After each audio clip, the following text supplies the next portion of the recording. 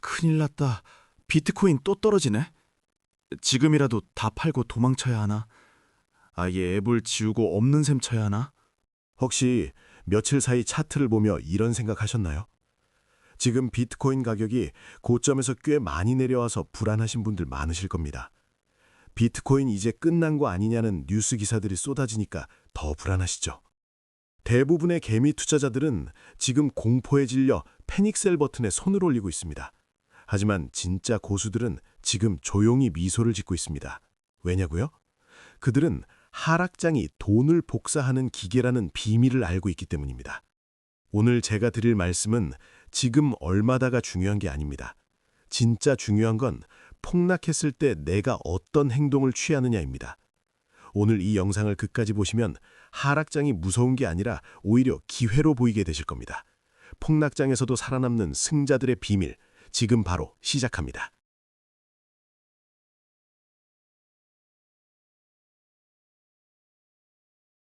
자, 먼저 차트를 하나 보시죠. 비트코인이 끝없이 오르기만 했을까요? 아닙니다. 2017년에는 고점 대비 무려 85%가 빠졌습니다. 2021년에도 50% 넘게 반토막이 났고요. 상승장이라고 불리던 시기에도 20, 30% 폭락은 밥 먹듯이 일어났습니다. 비유하자면 비트코인은 롤러코스터입니다. 올라가기 위해선 반드시 내려가는 구간이 필요해요. 지금 겪는 하락도 긴 역사로 보면 아주 정상적인, 늘 있었던 일이라는 걸 먼저 인정하고 시작해야 합니다. 그럼 이제 중요한 선택의 순간입니다. 이 롤러코스터 위에서 우리는 어떻게 해야 할까요? 투자자 유형은 딱 3가지로 나뉩니다. 여러분은 어디에 속하는지 한번 생각해 보세요.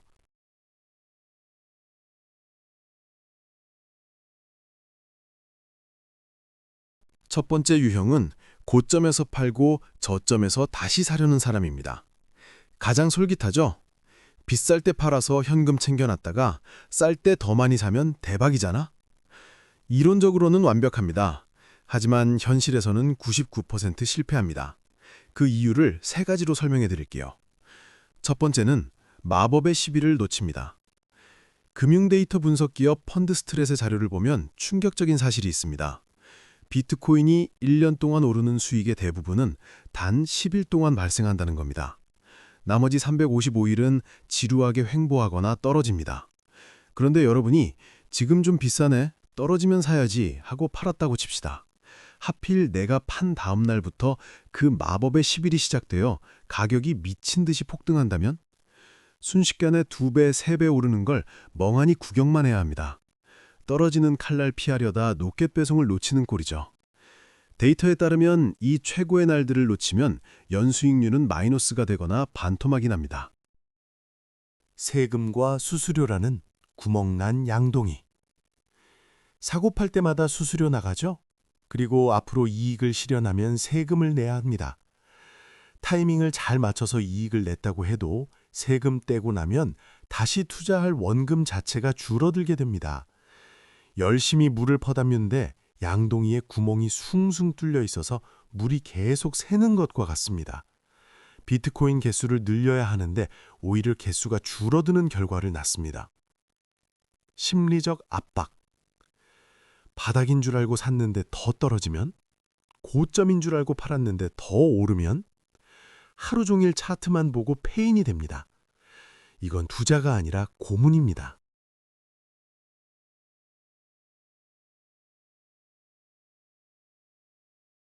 두 번째 유형은 조금 더 똑똑해 보입니다. 비쌀 땐 조금 사고 쌀 땐 많이 사자는 전략입니다. 지표를 보고 지금 과열됐네. 매수 멈춰. 지금 저평가네. 풀매수 하는 거죠. 하지만 이 방법의 치명적인 단점은 비싼 게 더 비싸질 수 있다는 겁니다. 예를 들어 볼까요? 서울 강남 아파트 값이 평당 5천만 원일 때 누군가는 너무 비싸다, 거품 빠지면 사야지 하고 기다렸습니다. 그런데 6천, 7천, 1억까지 계속 오릅니다. 비싸다고 판단해서 안 샀는데 시장은 내 생각보다 훨씬 더 오랫동안 훨씬 더 높게 올라가 버립니다. 결국 타이밍제다가 상승장을 손가락만 빨고 구경하게 됩니다. 지표는 과거를 보여줄 뿐 미래의 광기를 예측하지 못하거든요.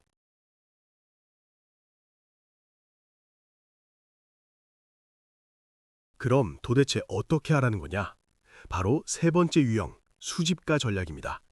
이 전략은 간단합니다. 가격이 오르든 내리든 폭락하든 폭등하든 상관없이 매주 혹은 매달 정해진 날짜에 그냥 사는 겁니다. 너무 무식한 방법 아닌가요? 라고 물으실 수 있습니다. 하지만 이게 왜 가장 강력한지 아세요? 1. 마법의 시비를 절대 놓치지 않습니다. 시장에 항상 참여하고 있기 때문에 갑작스러운 폭등장이 왔을 때 온전히 내 수익이 됩니다. 2. 세금 노수가 없습니다. 팔지를 않으니까 세금을 낼 일도 수수료를 낭비할 일도 없습니다. 복리의 마법이 깨지지 않고 굴러갑니다. 3. 스트레스가 0입니다. 폭락하면 싸게 사서 좋네, 폭등하면 자산 늘어서 좋네, 감정을 섞을 필요가 없습니다. 실제 부자들은 어떻게 할까요? 세계 최고의 부자 일론 머스크와 제프 베조스. 이 사람들이 주식 단타 쳐서 부자 됐나요? 테슬라 고점이니까 팔았다가 저점에서 다시 사야지 했을까요? 아닙니다. 테슬라와 아마존도 역사적으로 50%, 90%씩 폭락했던 적이 수두룩합니다. 하지만 그들은 단 한 지도 팔지 않고 그냥 보유했습니다. 부자는 트레이딩으로 되는 게 아니라 좋은 자산을 오래 소유함으로써 되는 겁니다. 워런 버핏도 말했죠. 10년 보유할 생각 없으면 10분도 갖고 있지 마라.